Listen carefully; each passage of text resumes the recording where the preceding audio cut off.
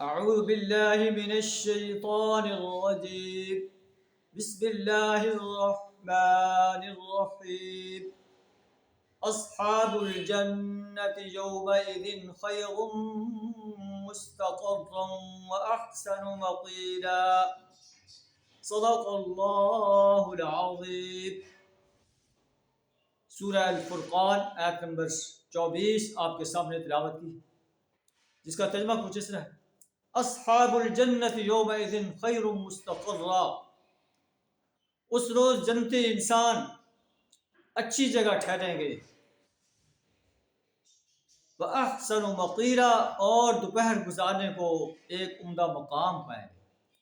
جو لوگ ایمان اور عمل صالح سے اپنے آپ کو آراستہ کرتے رہے اور اللہ کے دین کی دعوت انسانیت کے سامنے پیش کرتے رہے، دین اسلام کے نظام کو اس سرزمین پر قائم کرنے کے لیے جد و جہد کرتے رہے، اللہ فرماتا ہے کہ جنتی انسان ان کے لیے ایسے باغات ہیں جن کے دامن میں نہریں بہتی ہیں، جن میں یہ ہمیشہ رہیں گے.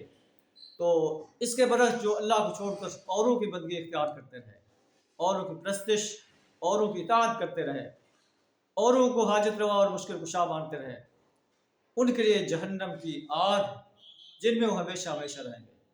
اللہ سے دعا کریں ہمیں ایمان اور عمل صالح سے اپنے آپ کو آراستہ کرنے کی توفیق عطا فرمائے. وآخر دعوانا الحمد للہ رب العالمین.